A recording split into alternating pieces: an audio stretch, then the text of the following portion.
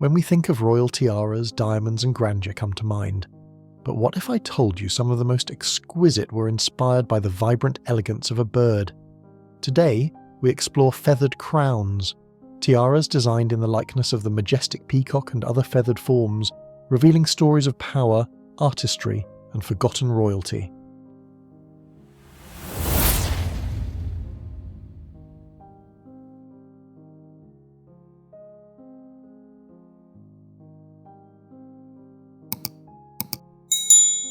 Let's begin in the Netherlands. In 1897, a young Queen Wilhelmina received a spectacular tiara set with rubies and diamonds. What made it unique? A detachable aigrette in the form of a peacock feather, curling upward with flamboyant sparkle.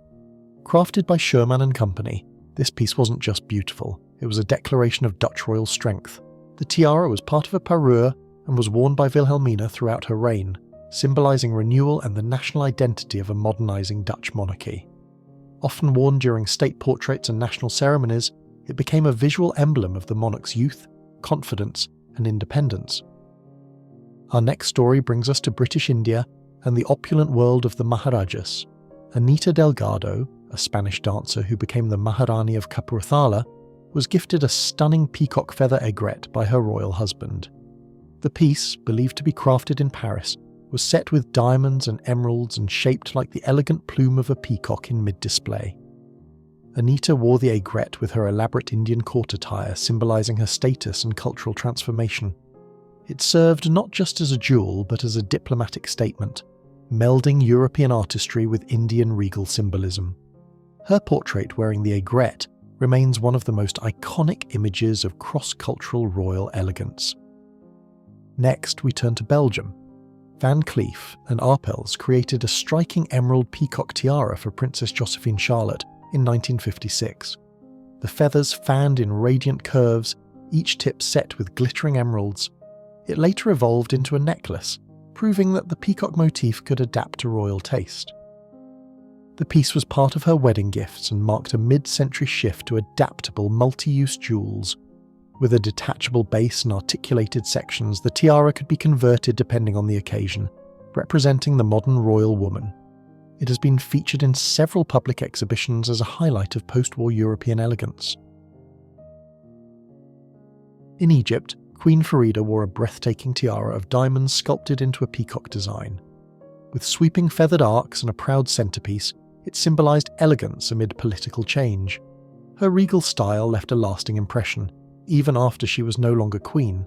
The tiara was most famously worn during state banquets and foreign receptions, projecting a graceful image of Egyptian monarchy on the international stage. Farida's choice of the peacock, a bird associated with immortality in Eastern cultures, added layers of meaning during a time of dynastic uncertainty. The tiara now remains a powerful relic of Egypt's monarchical past. Oscar Masson, one of the 19th century's most visionary jewelers, designed a feather-inspired bandeau in the 1860s. It featured finely set diamonds mimicking the gentle curve of plumage.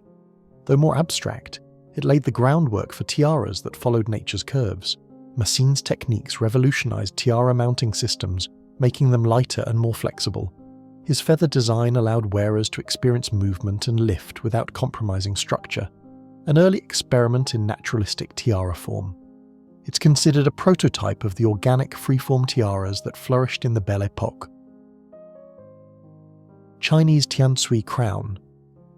Far from Europe, the Qing Dynasty in China produced tsan-tsui crowns made from kingfisher feathers. Iridescent blues shimmered in the sunlight, creating an ethereal glow. Though not a tiara in Western terms, it carried the same ceremonial power. These crowns were often worn by imperial consorts and noblewomen, featuring phoenix and flower motifs. The labour-intensive process used real bird feathers glued to precious metal frames, an art now nearly lost. They glowed under candlelight and were believed to enhance feminine grace and divine protection. Today, surviving examples are rare treasures housed in museums and private collections.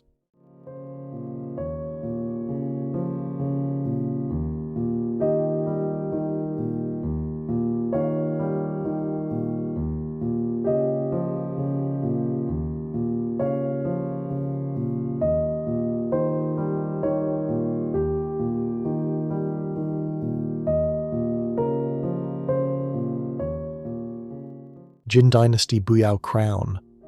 Even earlier, during China's Qing Dynasty, noblewomen wore buyao crowns, headdresses adorned with feather-like motifs that swayed as they walked. The name means shake as you move. While not tiaras per se, their aesthetic and movement echo the spirit of feathered designs. These accessories were symbols of high rank, and their motion mirrored the virtue of modesty in motion. Crafted from gold and adorned with jade or turquoise birds, they were worn during important family rituals and court ceremonies. Buyao crowns embodied both spiritual and political significance, elegance, restraint, and station.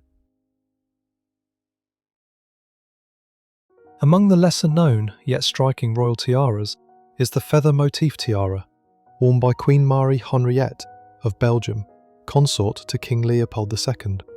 Crafted in the 19th century, this tiara featured a series of delicate diamond plumes arranged in a sweeping arc, echoing the graceful curve of bird feathers.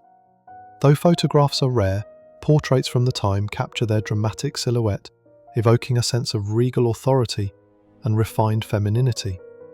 The tiara exemplified the romanticism of its era, blending nature-inspired design with high craftsmanship. It stood out in a court known for both austerity and opulence, and remains a fascinating chapter in the visual history of feathered crowns.